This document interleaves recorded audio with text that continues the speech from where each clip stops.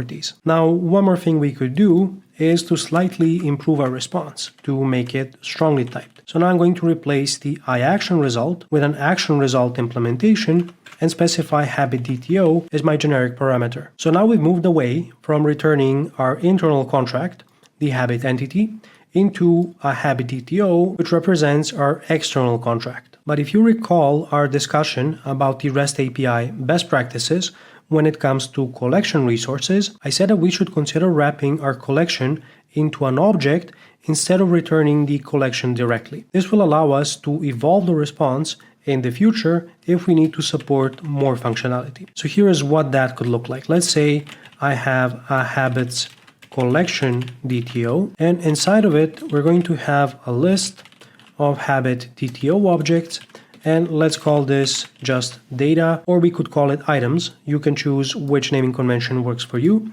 So now I'm going to update this to return a habits collection DTO. Now in order for this to actually work, I need to initialize a new habits collection DTO and set the data property.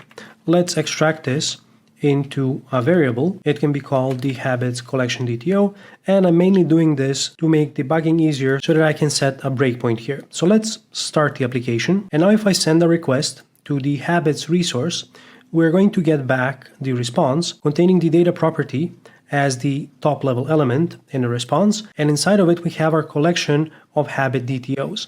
Now you can see that our mappings are working as expected. So now what we are returning from the controller is the external contract represented by our DTO, and we also have the flexibility to extend this response in the future when we want to introduce some more metadata. Now let's go back to the controller and let's implement support for returning a single habit. This is still a GET request, so I'm going to decorate my method with HTTP GET, except this time I'm going to specify a route parameter.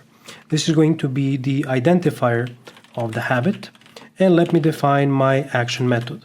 So it's going to return an action result of a habit DTO, and I'm going to give this method a name of getHabit. Now you can see I'm getting some code completion from GitHub Copilot. I will remove this because I want to implement support for this on my own. But we can reuse some of the queries that we have here to make our job slightly easier. So I'm going to copy the query from above, and let's define a habit variable, and let me paste the query.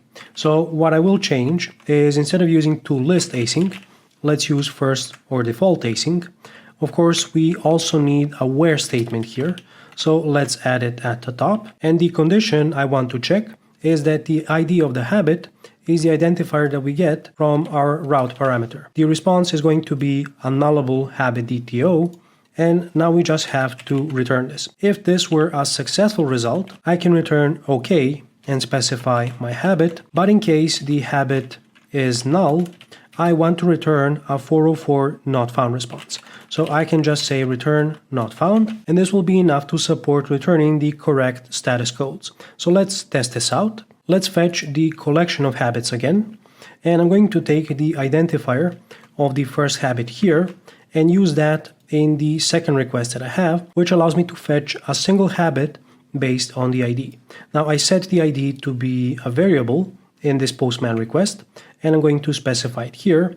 And now if I send this request, we will get back our single habit, which is also returned as a DTO. Now what happens if I specify a non-existent habit? I'm going to update the identifier to something that doesn't exist, and you can see that this time we are getting back a 404 not found response, meaning that the resource we requested doesn't exist. The specific response here is a problem details, which we're going to discuss in depth in an upcoming lesson. So let's quickly recap what we covered in this lesson. We added our first controller for the habits resource, and we implemented support for getting resources from our REST API. We decoupled the internal contract, represented by our entities, with an external contract represented by the habit DTO. When returning the resource representations, we are properly mapping from the entity into the DTO, and this is what we return from the endpoint. Moreover, we're also adding some flexibility when returning a collection response by wrapping that inside of an envelope, which is going to allow us to introduce some metadata in the future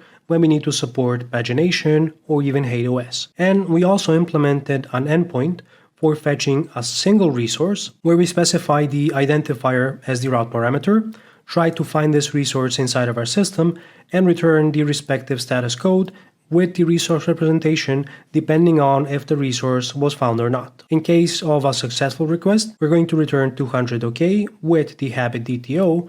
Otherwise, we will return a 404 not found response. One improvement point we could consider here is extracting this mapping here, which is now repetitive, into some helper method. You could achieve this with a static method and represent this as a method group, and this will help us simplify the query that we have here and the query above, but I'm not going to be doing that right now. Also, another remark when it comes to the implementation, I will be placing most of the logic directly inside of the controllers. This is going to do a couple of things. First, it will simplify our implementation. There won't be a lot of indirection or layers inside of our system.